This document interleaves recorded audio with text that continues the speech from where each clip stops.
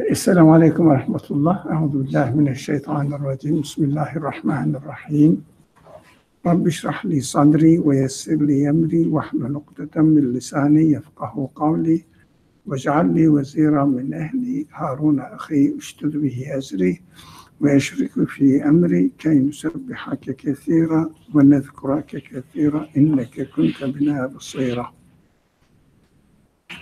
وصل اللهم على محمد وعلى آله وأصحابه وأتباعه وسلم.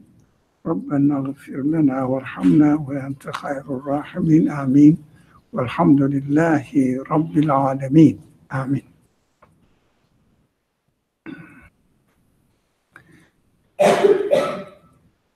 As the continuation of the last week's discussion, the human beings are provided with three venues to realize the truth, to understand the truth, to understand their reality in this world, why they exist here, to find out the reason for it.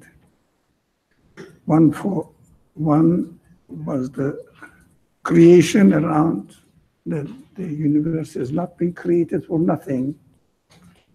It is created for a purpose, and when we see the creation as it appears to be for itself, the creation has no purpose. Do you understand the sentence? For itself, the creation has no purpose. Everything comes into existence and disappears. There is no purpose in their existence for themselves. But for conscious beings, it has a purpose, and the purpose of the creation existence is to teach, to reveal who the creator is, so the conscious beings can find out the answer to their own existence, for their own existence, why we exist. So the universe, the creation, functions for the conscious beings, not for themselves. I think we didn't make this point last week. If you say the nature is for itself, it doesn't make sense really. Even my bodily existence doesn't have any value for itself, because it will disappear, it will disintegrate. And what is the purpose if it is going to be disintegrated? But only human consciousness. It brought us to the second venue. The second venue is within the human consciousness, there are endless elements, but we roughly describe them as reason, heart, spirit. Heart represents emotions, feelings. Heart represents. And reason represents to deduce meaning from the meaningful things. It means we emphasized on the importance of the beings as to be signposts, to be read. By themselves, signposts has no value. But what they refer to has value. So they refer to the qualities of their creator. So conscious beings become aware of the qualities of their creator and adopt it to itself. This is my creator as well. But be careful we usually use the word creation, my existence, my creator. We refer to our body without thinking. Or you may not, but I do. Look how wonderful when we say that our creation is, but what we do, we refer to our body, with our eyesight, nose, and mind, and body structure, how meaningful, how clever. But in fact, again, I will repeat the one phrase. The matter, the existence of the matter in itself, in and of itself, has no value. So the body has no value, really. It doesn't mean that we should destroy the body or we should destroy the world, but never. It means that we should destroy it or we should ignore it. But the real value of existence depends only human side, human consciousness. So the human feelings or other qualities have the value if they understand why they exist, what they are going to do with their existence, if they understand, if they realize. Of course, no one can realize by itself that I am valuable or something. Only we realize when we use our consciousness, our being aware of our existence as human beings, not body, as human beings. The other creatures, other beings also are the same. For example, the body of an animal is not important, but the way it is made conveys message to me about the qualities of its maker. In this sense, they are valuable, but they are valuable for what? For human consciousness. So everything is connected to our consciousness. So we have to establish a connection between, if you like, the meaning of the universe and meaning of human beings. We have to connect them. So the relationship between the meaning of the universe and meaning of humanness, if you like, humanity, human qualities, must correspond to each other. But this corresponding works in two ways. One is human consciousness realizes the meaning which is transferred to it, to humanity, human side. Consciousness becomes aware of it, and only through the consciousness we make sense of the existence of the things around us. For example, if we did not have consciousness, what do you think the world and the universe would mean to us? Nothing. No.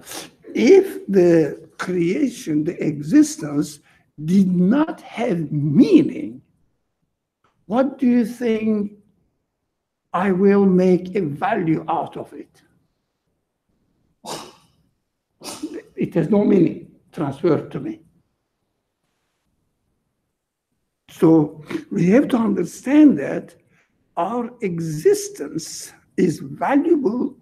The existence of the universe is valuable only if we have communication between our consciousness interacting with the meaning that the consciousness extracts from the universe. The balance has been established. In this sense, if you are careful, the meaning that the consciousness extracts from the creation, and the consciousness becomes aware of this meaning, if you, this is a little bit difficult to comprehend, if you really think about it, it is eternal. It doesn't have space and time limitation, meaning, and human consciousness. So you become aware of eternity while you are living in a transient world. Yeah.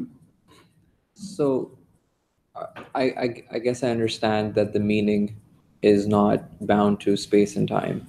Are you saying that the interaction between my consciousness and the meaning is eternal, or are you saying that my consciousness in itself is not limited?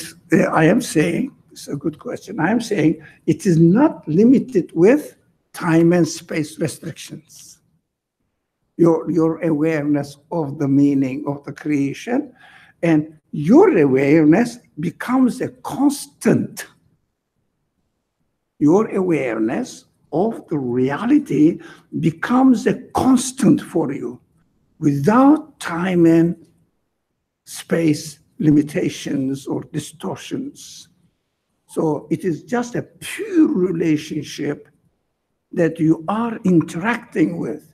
So you have to question. I'm slightly slowly coming to the third value now. You have to question, then if there is no time and space limitations in my conscious relationship with the meaning of the creation, then consciousness again asks the question, why is it there? This constant, this, if you like, eternal reality, if you like. What does it mean then? And the human beings cannot answer, cannot find the answer to this question. They just find that the reality lies in the existence of the things if only human consciousness connects itself to the meaning of the creation. So you say, yeah, this is reality, but what is it for? Again, human consciousness keeps questioning. What is the purpose in being in this position? And there is no sign in the universe, in the existence of this universe, and there is no sign in the existence of human consciousness that it could be the purpose in existing in this situation. Nothing. We cannot know. It doesn't know. We cannot really realize, but we know that it is meaningful. We are aware. We appreciate it. But what is the purpose of it? We don't know. We cannot know. The universe doesn't tell you. It is meaningful. Yep. And the meaning comes, or the meaning, if you like, comes from the eternity without time and space limitations. But why? And what does it mean? Now, the creator of this situation, when we say the creator now, the one who created me and the universe and put me in this connection, and enabled me to realize the constant relationship between these sides, which doesn't have time and space limitations. Think about it, very simple. Do you think meaning has a time and space limitations? Meaning, you cannot put a time and space limit. The meaning is here, meaning is there. No. And the meaning happened yesterday, meaning happened tomorrow, meaning will happen tomorrow. No, we cannot say it. Meaning is so abstract, but it is so abstract, but it is really real. Exists. It is really real. But you cannot make sense of it, or I cannot make sense of it, because there is no sign. Why is it so? Why am I being in this position? How come that I exist within this connection? So this is a beautiful understanding to me that the creation needs an explanation by its own source of existence. So who put me in this position? Why? Because I cannot claim that I brought me into existence within this condition. And I cannot claim that something in the universe is functioning and putting me in this position and being the source of existence of the meaning in the universe and the source of existence of my consciousness of the meaning in the universe. I cannot find any source for it, but I am fully aware of its existence. It is my reality. You may say, even if you really concentrate on it, your bodily existence is not that real as the consciousness's relationship with the meaning of the universe. Think about it. Think about it. If you don't have time now, take note and think about it. Your bodily existence always tells you, yeah, you are here today. Look, in time. You will be nothing tomorrow. In time, your bodily existence shows the limitations, and anything which is limited is not loved by human consciousness. We want eternity. We want eternal existence.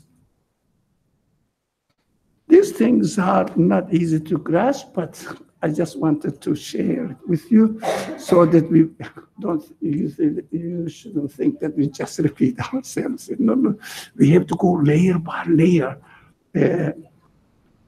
deeper and deeper.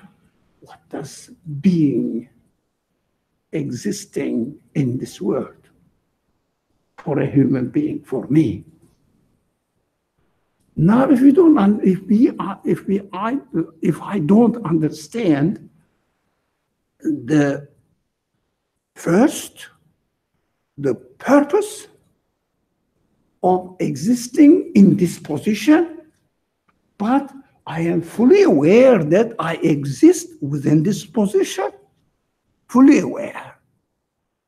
And human consciousness still keeps questioning what is happening in this world. What is happening in my existence? What is the magical thing in it?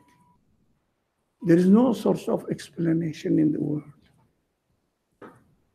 Human mind cannot go beyond the limits of material beings and what they extract from it, but within the conditions of material beings.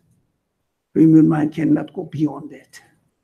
It means human mind by self cannot go beyond the existing things so that they will realize the source of existence and start communicating with it. By itself, human mind cannot really communicate with the creator of human beings and the universe in this position. What we do now, we puzzle, we are perplexed. What's going on in the world? If you really deeply think about it, then the Creator reveals himself through employed teachers and tells or lets us know that there is one.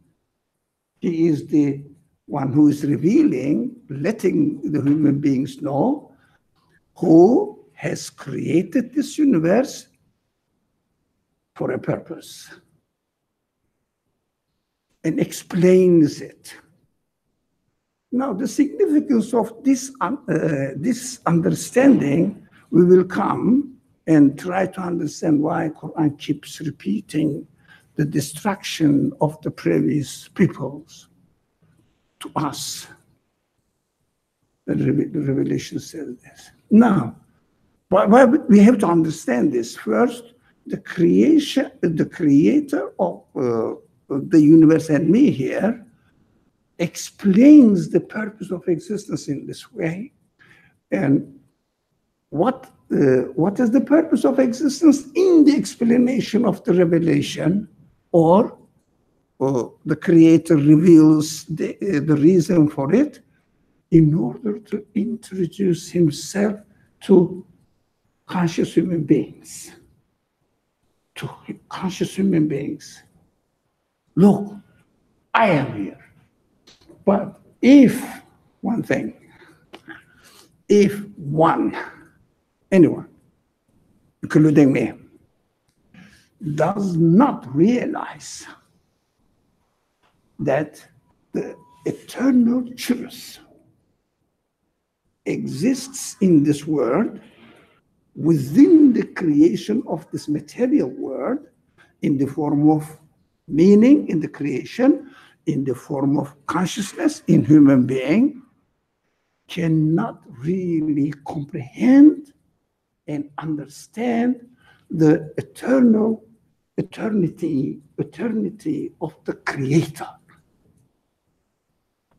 Because all these qualities, in fact, are nothing but, as the explanation of the revelation of the Quran, revelation, not only the Quran, but all revelations, all the explanation is that, look, I am the source of this eternal reality that you realized in the creation.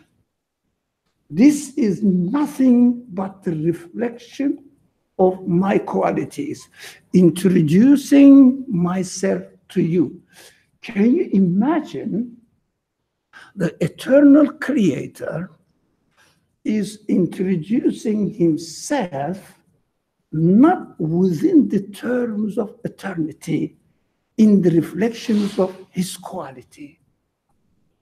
Do you understand this? Shall I repeat? In the reflections of his quality. If the reflections of his quality did not infer the eternity in its existence, I think this class is becoming a bit hard to follow. So bear with me. If we didn't have the traces of eternity in the meaning of the existence of the things, we would never be able to comprehend the fact that the source of this creation is an eternal being. That's how the concept of eternity that we can easily comprehend, understand. But although I said the concept of eternity, I didn't say the essence of eternity. No, the concept of eternity, we can get it in our relationship with the universe. So the Creator reveals this reality to us human beings, and demands us Very easy.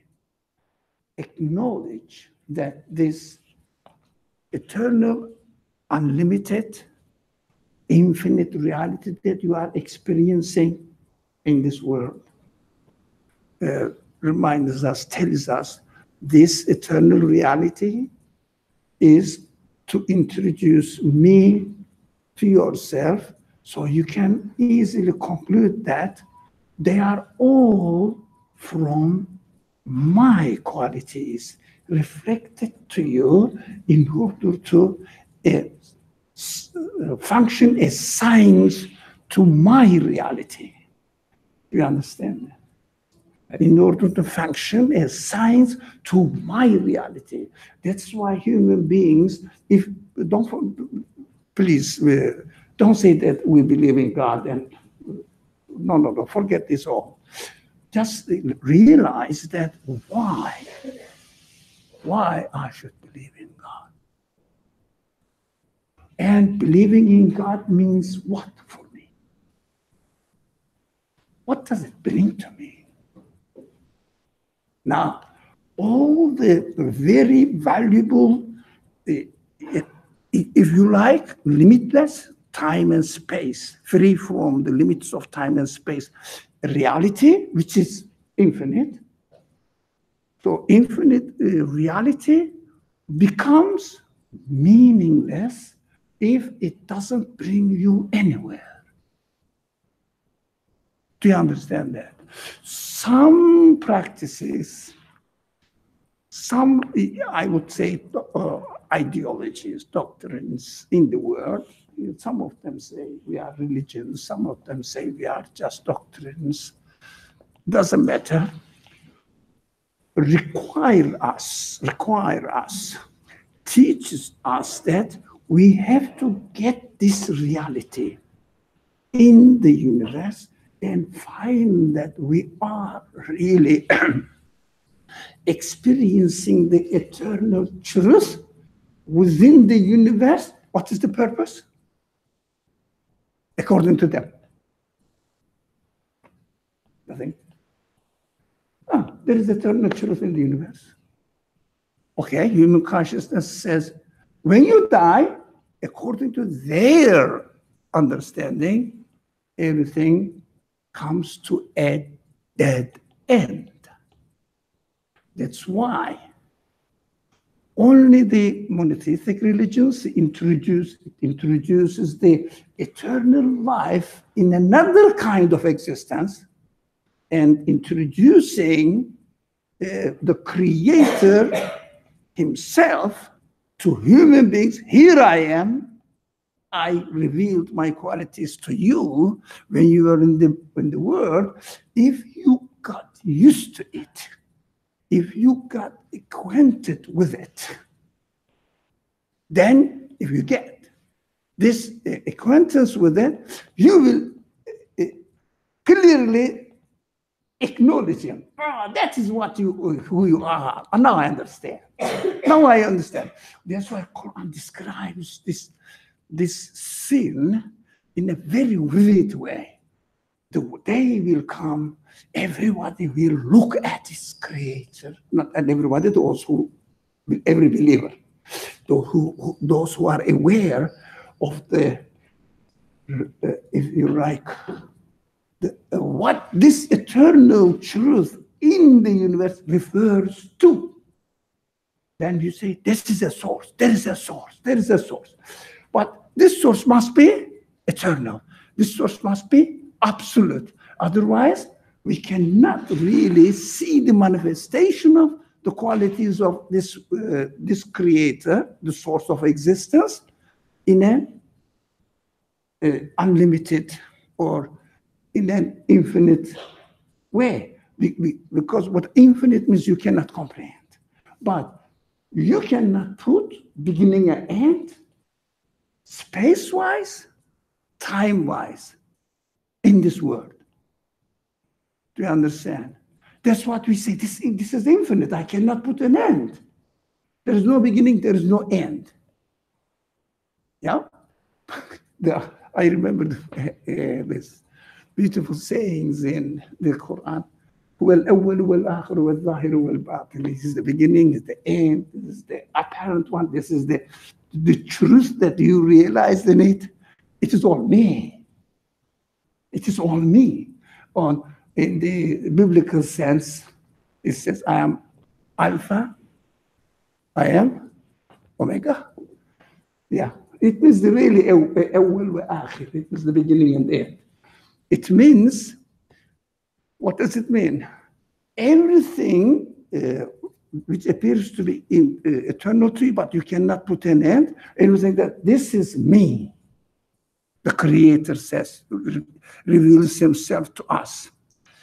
When the Creator reveals himself to us with the revelation through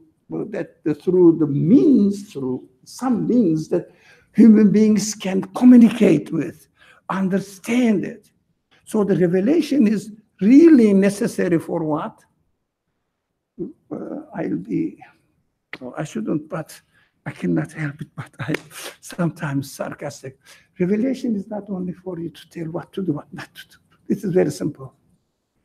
Revelation is to tell you what the reality of the really true nature of what you are experiencing here and what they refer to. It means the source of eternity, who is the absolute being, introducing himself to you within the conditions. This transfer is not difficult at all. So when you are here, what you see, the meaning and everything in an abstract sense, it is difficult to understand and you have to work on it. But after you realize it, then you can easily refer, or when you hear that the source of this reality is the absolute real being, so he is introducing himself to you, and you say, there must be so, it must be so. Otherwise, by itself, it means nothing. Especially in Buddhist and Hindu, mostly Hindu, but mostly Buddhist, but somewhere in the tradition. In general, there are many, many fractions and sections in them, but in general, they say the reality, what you experience here at the beginning of today's discussion, we talk. And what is the end product? You will be happy at the moment. When you realize this, and you will be happy at the moment.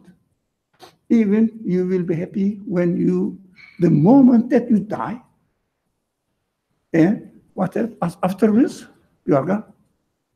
You see, the capacity, the human capacity, which realizes the eternal reality at the moment of death becomes nothing, meaningless. Just you say, yeah, for the moment I enjoy my life. It's meaningless. I enjoyed my life, my moment now. That's what they say. Right? Okay. So the revelation, the God's speech, comes to human beings and makes the purpose of existence for sure for what purpose the things exist.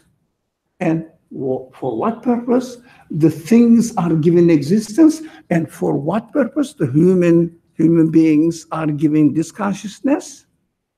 For what purpose? You realize that, okay, connect yourself, your awareness to the reality of the Creator, and you belong to Him.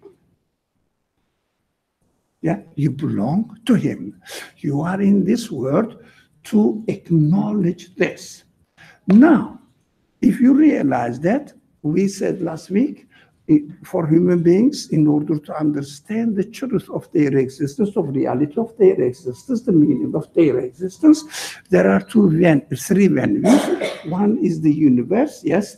The other one is the human beings and human consciousness, human values, and they communicate with each other, all right?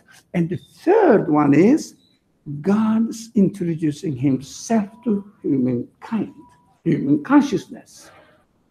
Now, if we look at why we went into this discussion, because we see a lot of stories, narrations in the Revelation telling us the destruction of certain groups of people, certain people, nations, whatever. And what is the point?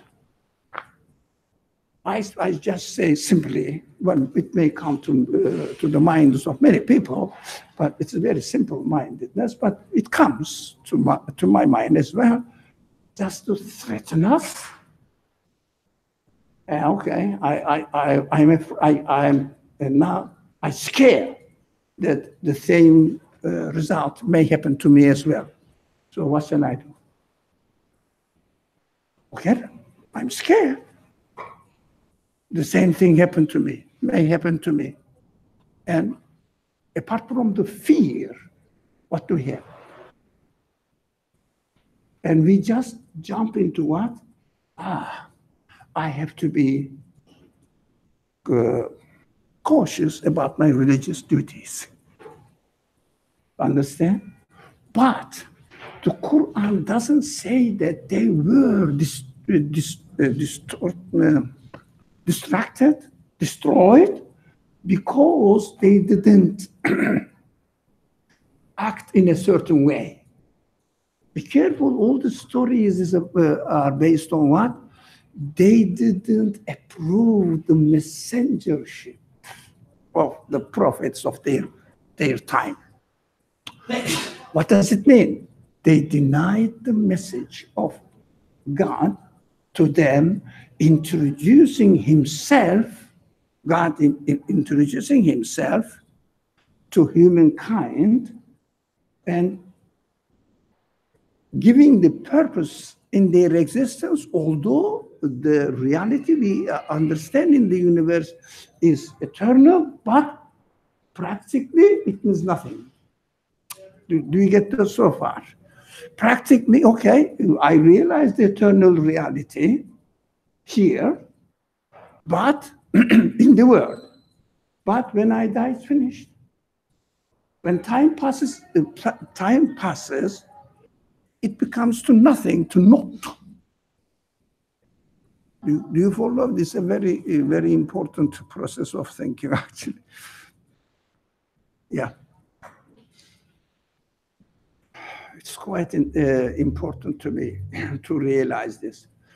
Why they are destroyed, according to the narrations of the Quran, is only one reason. They denied their prophets. Do you see that? Because God destroyed them because they didn't pray. I don't remember any narration in the Quran. Do you remember that God destroyed certain people, even Sodomites, because they kept practicing an awful thing? But it's not the reason. They didn't listen to the prophet. They didn't accept the message of the prophet. They insisted to keep on continuing their life as they have been living. But they rejected the prophet. Most of the time, they really either expelled the prophet from among themselves, or tried to kill them, or to make them dysfunction in the society, shut them up. But the prophets can never shut them up. None of the prophets stop giving the message to the community they are sent to. in the life of the Prophet Muhammad, we see that they wanted to kill him, if not, get rid of him. And that's what happened in the very recent history, really records it. So rejection of the Prophet means rejection of the message of God. Rejection of the message of God means not to attribute your existence, your human qualities, or the qualities you extract from the universe to its source. But if you don't attribute the qualities within yourself, within the universe, we said the meanings within the universe, if you don't attribute it to a creator, to its creator, what do you do with it? To claim that it just happened to be as it is, by itself.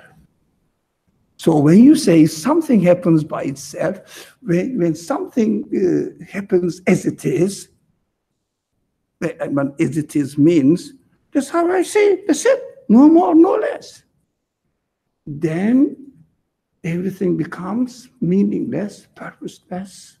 So the human beings are left to use their life, to utilize their life with no purpose, as they really like it, according to their egoistic desires, to satisfy their moment by moment life, which is horrible to me.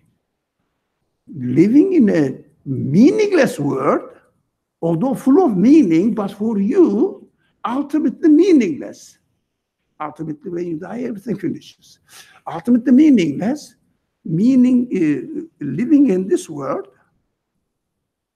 in a meaningless way, it is not human. If you don't know the ultimate result, if you don't know what will happen, since there is an eternal truth, what will happen to you in your eternal existence, which you desire to exist eternally, what are you going to do now? So the most important aspect of the messengership is not really to teach you how to arrange your material life in this world. I'm not saying it is not important, no.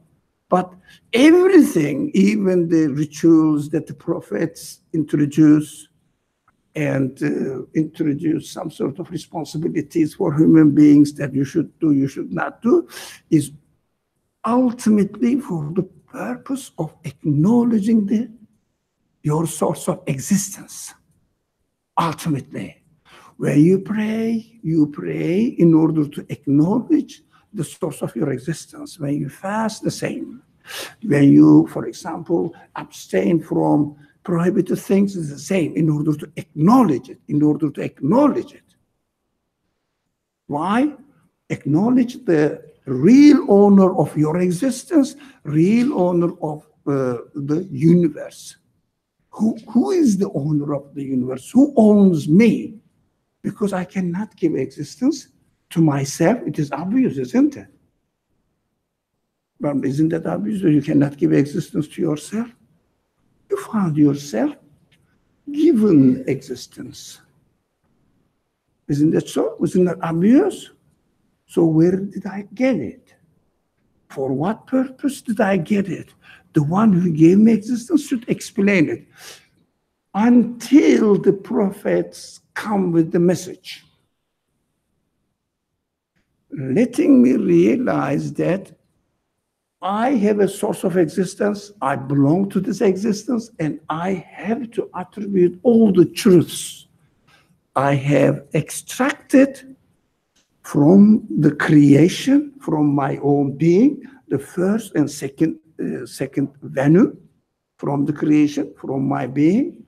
All of them, all the realities only becomes meaningful when I attribute them to an eternal, absolute being who is the source of existence of this universe. Otherwise, since we cannot know what is the purpose of this meaningful creation, the Creator knows that the human beings cannot comprehend it. So they don't deserve to be destroyed because human beings cannot comprehend it. The Creator of human beings must know what the human being's capacity is. So if you notice in the narrations that we studied previously, those people who join us, we studied the destruction of various nations in a dreadful way. And we asked the question, why the Quran mentions all these horrible events? If it is just to frighten me, it is meaningless. Why it is meaningless? Okay, I am frightened. I am scared that I may be destroyed suddenly with a wind, with, I don't know, the earthquake or something, sound. These are the ways of descriptions of the Quran. And then destroyed completely, and maybe the magma covers me up, and I just suddenly got frozen dead. Yeah, okay. Is it the purpose of the speech of God? So what shall I do? Because at the end of the day, either this way or another way, I will be dead anyways. What is the meaning in being scared? I would argue with the Creator to make this matter clear for us to understand. Whether you destroy me with a disaster, suddenly, unexpectedly, or whether you give an end to my life in a peaceful way, at the end of the day, I will disappear from this existence. Does it matter? This is the last result. At the end, you will kill me anyways. If you use a very free language. Whatever I do at the end, I will be killed. So what is the purpose in threatening me? You see the meaningless. So this purpose in the threatening of the Creator, the people become aware that when they are destroyed, that's why it is very important, when they reject the third venue, become openly obstinate not to see the reality and just live according to their egotistic expectations. Give the importance to their day-to-day life and try to enjoy it as they prefer, but never think of the end result. What is the purpose in existence becomes meaningless if there was no prophetic message. That's why Quran openly and clearly declares that we never punish any people, any group of people.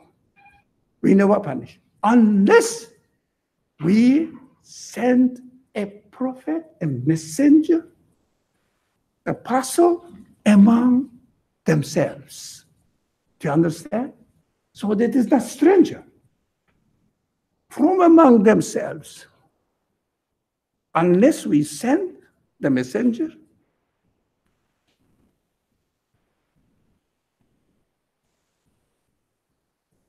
you know the verse. The verse very clear. We never destroy any unless the messenger comes. Now we understand why, for example, the Prophet Muhammad was sent. We know historically, the others really just narrations that we cannot really be sure of the nature of the relation, just narrations. But historically, it is defined, it is certified, if you like, historically certified that the Prophet Muhammad was sent to a group of people who has never been sent a prophet for 1,500 to, according to historical narration, 2,000 years after the prophet of Abraham. Yeah, after Abraham, there was no prophet. The people did not know, but they were not destroyed. Do you recall, those people who read the Quran, do you recall that all the destructions of the people are narrated in the Quran? They are related to their attitude to the prophets. Do you notice that? So if a person, if a group of people or a person has not been introduced to the prophet, this person is not subject to destruction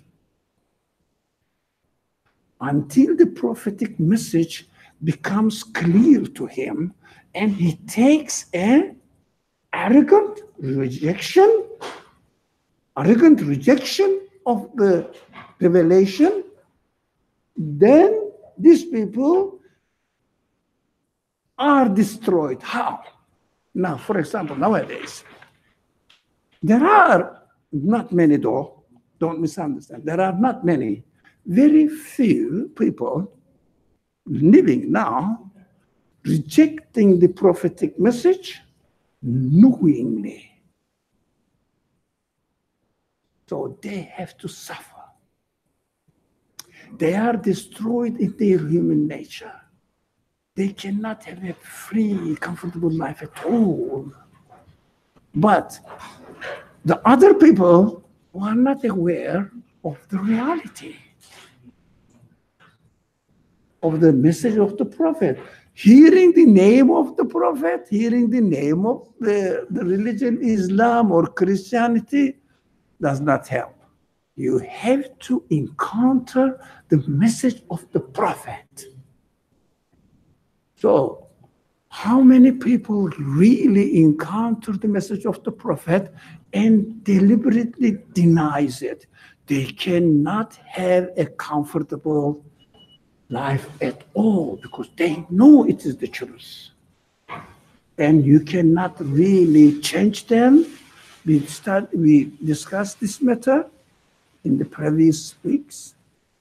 Do you remember? Maybe last week or the week before last week, I don't remember, that if someone denies the truth, not being ignorant of the truth is a very big difference. The Prophet Muhammad was stoned, yes? And you and I think that, oh, how come these Taif people stoned the Prophet, expelled it, and just chased him away? They didn't know the truth, that he was a real prophet coming with the message. They didn't know. That's why the Prophet said, please, God, forgive them. Yeah, forgive them. Give them guidance because they don't know. Do you see the very famous sayings of the Prophet narrated in the Hadith books? Very famous. They don't know. إِنَّهُمْ لَا يَعْلَمُونَ. They don't know. So those people who don't really confirm the truth, just because they don't know the truth, they are not destroyed. That's why the Bedouin Arabs in the center of Arabian Peninsula were not destroyed, where the Prophet was Hijaz. in Hijaz. They were not destroyed. Why? They were ignorant. That's why this period is called what? They were in Jahiliyyah, not they were in Inkariyyah. Now, in order to deny, you have to know the truth. We demonstrated it before. For those people who continue to come to the discussion, they know that. They will destroy the Chelwick Church.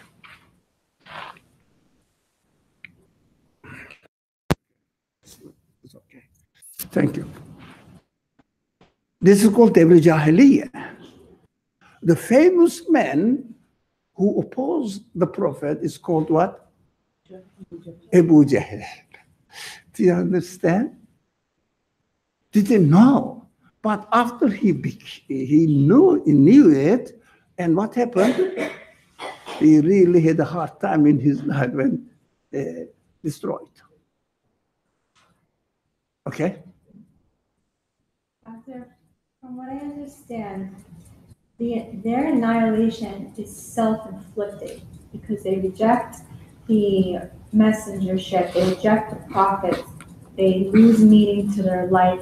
So although the Quran is describing a destruction, it seems from what you're saying, they are self-annihilating. Is this correct? Yeah. In fact, you can take some examples for yourself. If you tell a lie, you know that you are telling a lie, correct? But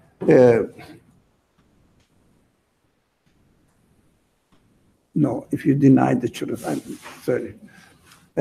It means when you tell a lie, you are denying the truth. This is what I mean. In this sense, but I'm confusing the vocabulary now. Ignorance is different from denial. So if you deny the reality, you know that you are denying the reality. How comfortable you can be as a human being? Not comfortable. Not comfortable at all. In yourself, you never get a satisfied life at all. You know that you are denying, right? So there are all the examples of the destruction of the people by God's wrath. It should be understood in this sense. We have to realize that the third venue is introduced to them and deliberately rejected it. But shall we make an analysis of this time now? This time, how many people deny the reality knowingly? Well, guess percentage, knowing the reality but deliberately denying it. Not many. Most of the people don't know. Most of the people don't know. That's why they can live somehow enjoyable life on a temporary basis even. They have to enjoy it. But they should inquire, they should try to understand what the reality is, but they should.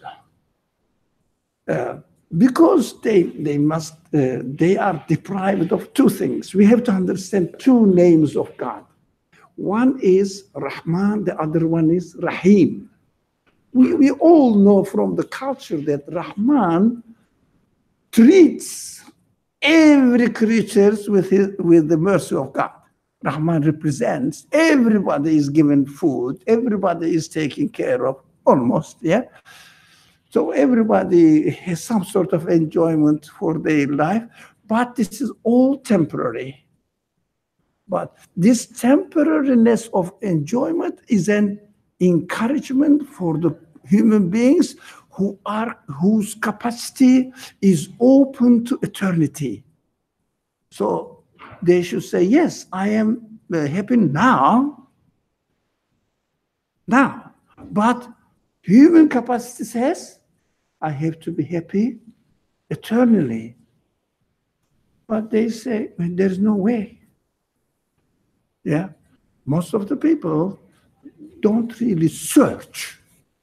They take it for granted that there's no way. We will die and finish. Everything will come to an end. Although human nature urges everybody that you have to look for eternal happiness, but they ignore it. How they are treated by God, they are happy with their momentary life at the moment. No distinction. We give it's a classical example. Everybody gives this example. Whether you are a believer or you are not a believer in the prophetic message, but don't make the mistake. Believer in God or not. I didn't say no. Prophetic message is the key point. Whether you acknowledge the prophet with his message or not. Whatever you do in this world, you are giving the result equally. You're a believer, plant something, do the agricultural work, and gets the same result under certain conditions as the unbelievers get. Is it true? It's a reality. But there is rahimiyya. Rahim is different from Rahman. Rahim introduces his mercy on an eternal base. Now, come to the simple example again. There is no need to give a complicated example. I am a farmer. Let's say let me put it in the bad position. I am the unbeliever, okay? And there is another farmer next to me under the same climate, using the same form of agriculture or doing the farming and using the same seeds, we get the same result. Or let's say from 1 deca of a land, I get, let's say, okay, I don't know how to count it, but 100 pounds of product, okay? Maybe more, but God gives more, really, 500 pounds of products from 1 deca. We both get 500 grams of product, whatever we cultivated, right? There's no difference.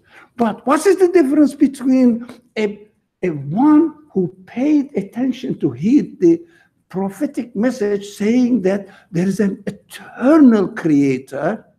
What we experience in this world is that what those people who came later on may not be able to understand what we are talking about.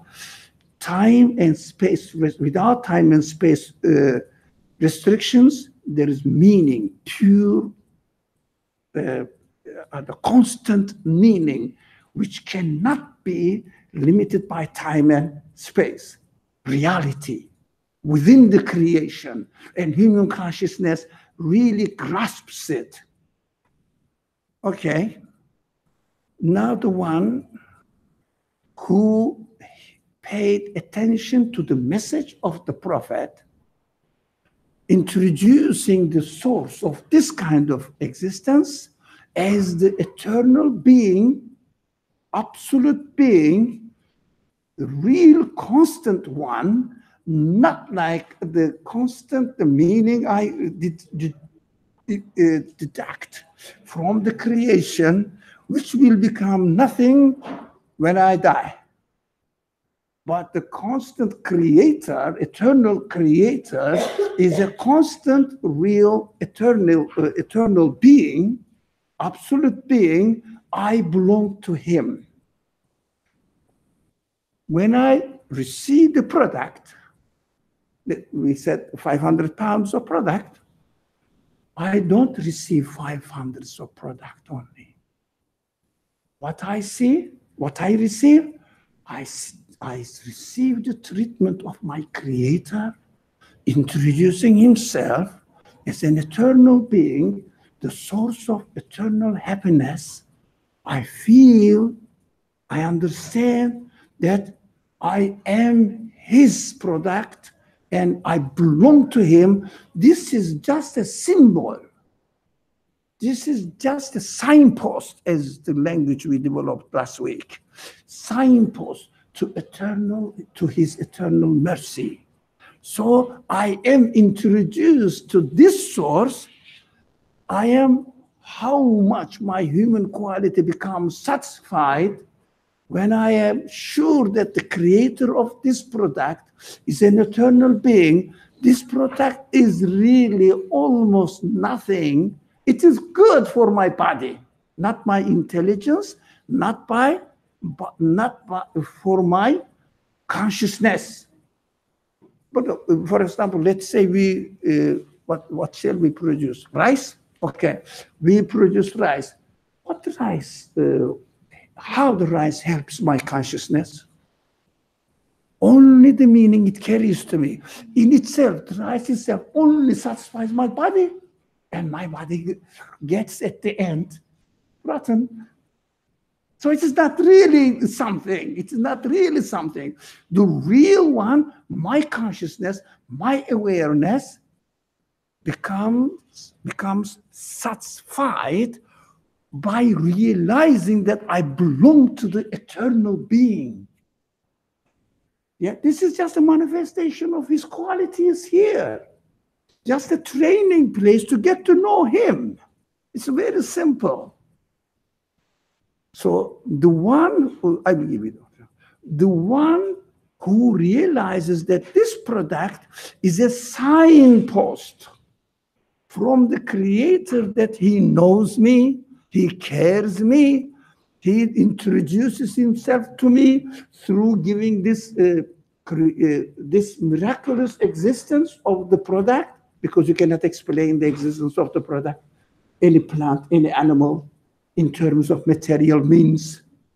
It is just created. You just put water, it becomes a banana or rice or, I don't know, peach or I don't think about animals, but the same substance. It is miraculous. So what you do now, you get the rice, you feed your body with the rice, but this is temporary. You know that your body is going to rot one day. You know that, it's sure. Nobody can escape death. But you say, okay, I understand that my consciousness, my humanity belongs to an eternal being. He's introducing himself to me. It's the training place here. The other one gets the same amount of product produced, only the rice feeds his body until he dies. This is the difference between Rahman, manifestation of Rahman, manifestation of Rahim. All the Muslim scholars emphasize that Rahim infers eternity.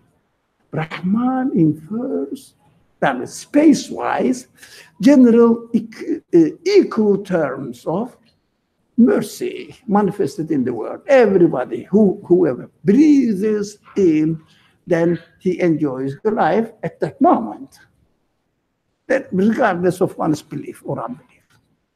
You got something different going on in this creation. We should take notice of the secrets in the creation, and we should really look for the information from the creator of this creation, and let me know and explain why he has given existence to me. Unless I am introduced to this message, I'm in this world subject to enjoy my life until I die. No distraction. But humanity will definitely suffer. Why? Humanity needs eternal happiness. As soon as the prophet brings the message, I'm just wrapping up the subject, as soon as the messenger brings the message and lets the human beings understand with their own language that this our existence belongs to an eternal being, absolute being, and we are here just subject to training to get to know him better in order to identify ourselves, our existence with him. You understand? That is the purpose of existence. But this becomes apparent only after the messenger brings the message to me. That's why those people who are narrated in the Quran as destroyed, they are destroyed only after the Prophet came with the message, and they rejected knowingly. They rejected it knowingly. That is the difference. So, getting to know the message of the Prophet is a privilege, right?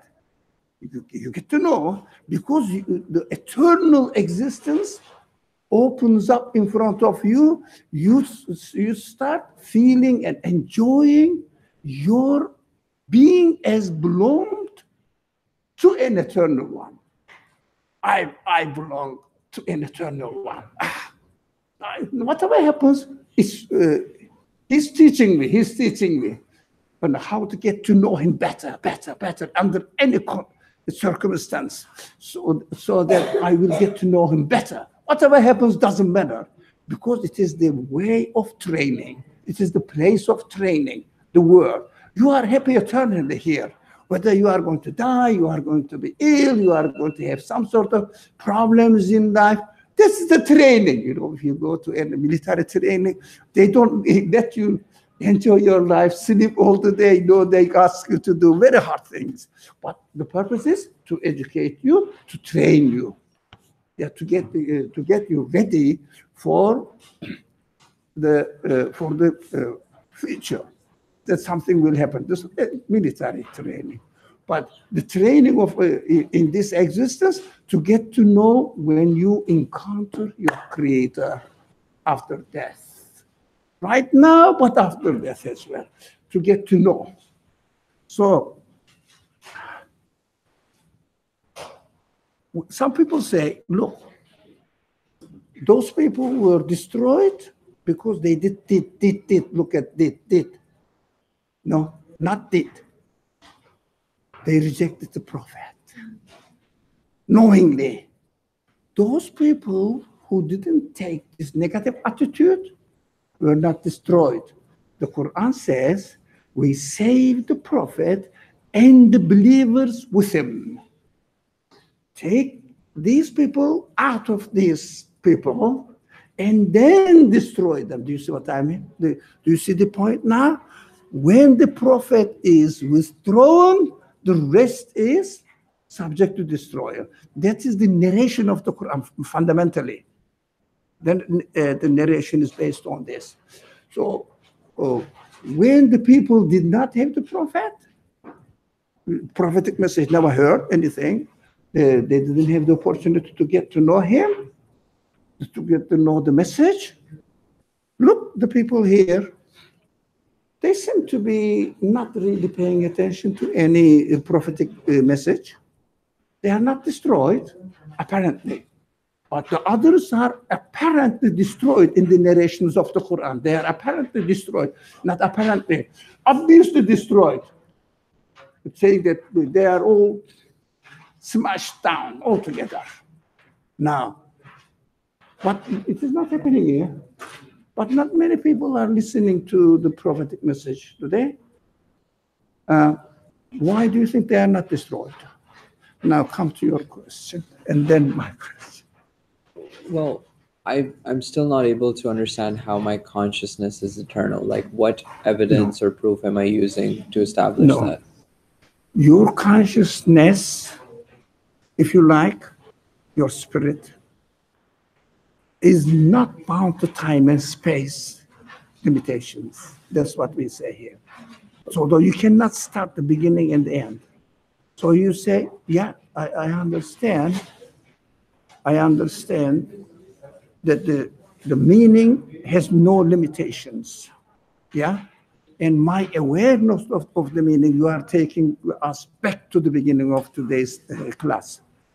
The meaning you are getting also has no time limitations, space limitations. Meaning is an abstract existence.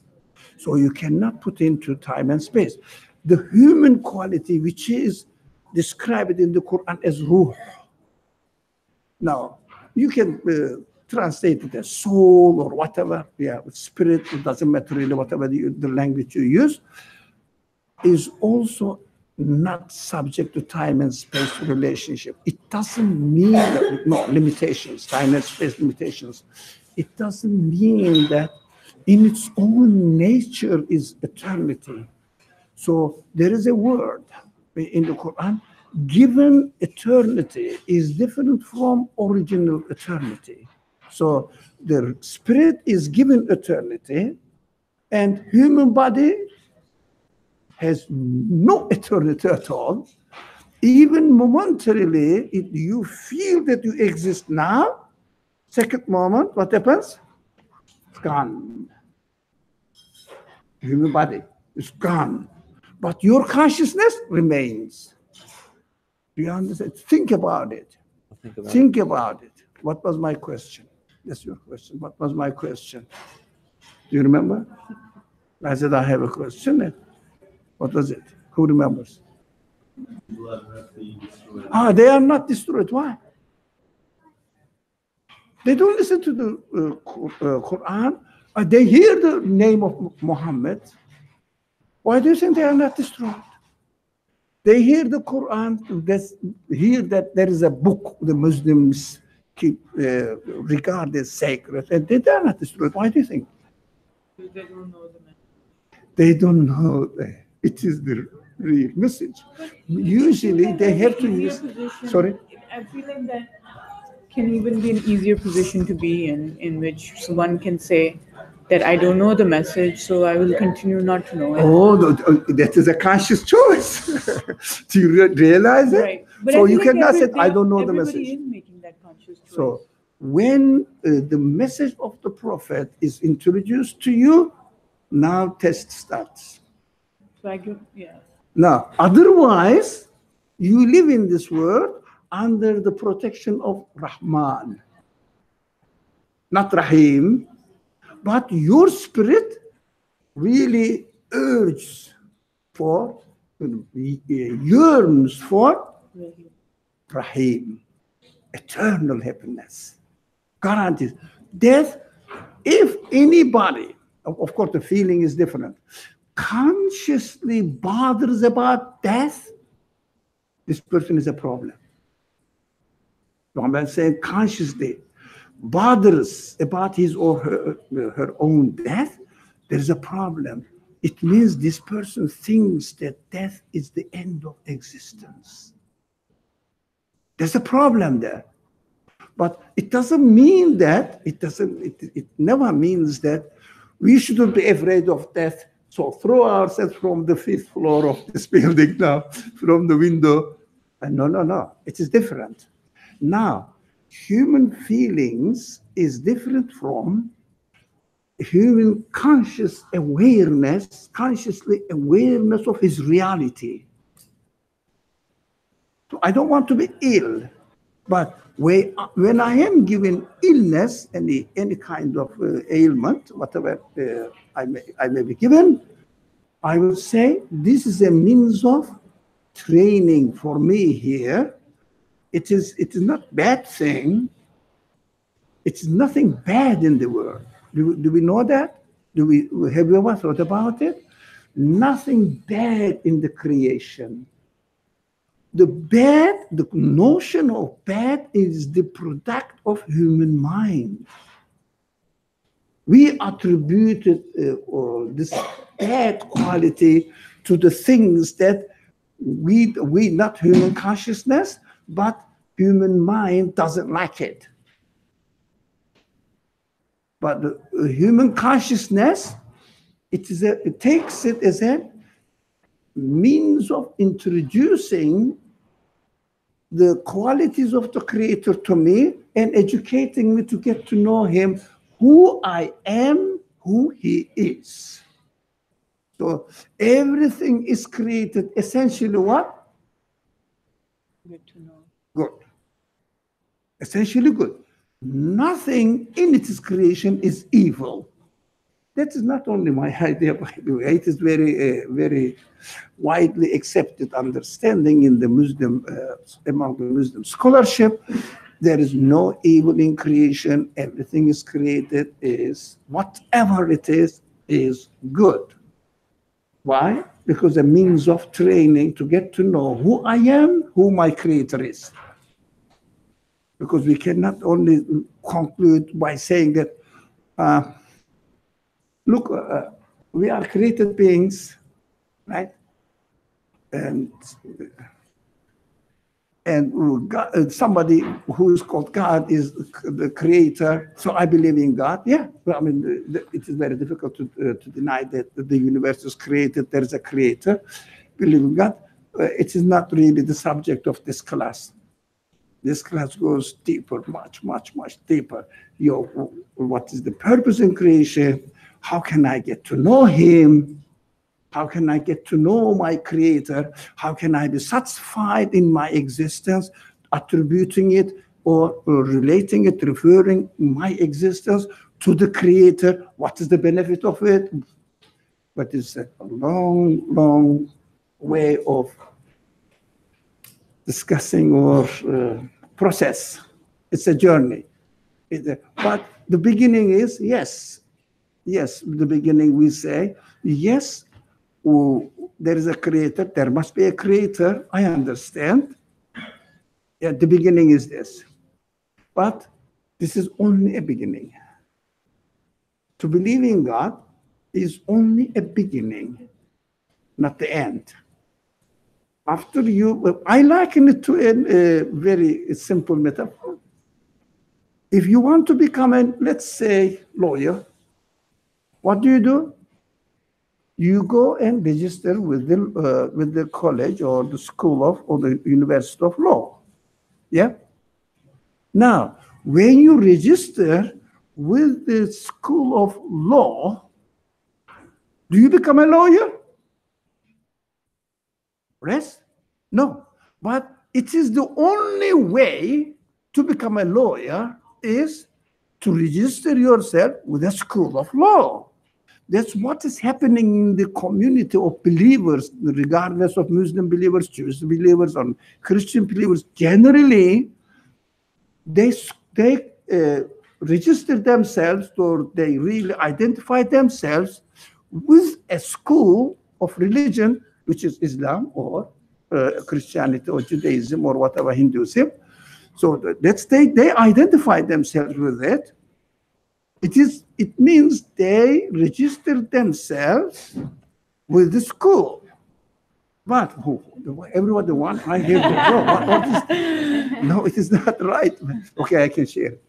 With the school of Islam, for example, by saying that I believe in God, La ilaha illallah. Now you registered the school now. How about attending the class, going through the tests, taking the exams, preparing the assignments, papers, and graduating? How about that? We are all missing this, Mostly. We say, I believe in God, La ilaha illallah, definitely I pray. Okay. But no one says you shouldn't pray. But this is just a register. You have to go to the class, attend the class, listen to the professor, learn, and go at home, revise it. For example, come here to pray and go home, say, I prayed. What did it mean for me? Yeah, revise the lesson. And what did I gain from it? What did I learn from it? How my spirit developed with this experience. That is, and also sometimes you have some problems. Yeah, I have some problems that are not some, really a lot. So a lot of problems, and it means that the teacher is giving me hard exams. Is it time? Yes. Yeah? No, 2 minutes. So the professor is giving me hard time. Not yet. It is 15 past, isn't it? No, I'm not saying to you. So it is giving me hard time. But is it bad for me? Or is it good for me to have a hard problems to solve, to work on it, to become an expert on the subject? That's why there is nothing bad in education system. I mean, especially the education system of the prophets introducing to us. It means the real message of the Quran for the Muslims or other sources for the other religious traditions. So use the Quran and attend the class, learn and graduate until you die. Otherwise, just registering with the school, yes, they can give you the ID, student ID. You use it here and there in order to benefit from the reductions, the student reductions. But it doesn't mean that you have graduated. You have learned. That's what we have to register with the school, but at the same time, attend and learn. That's what we are here, inshallah, to learn.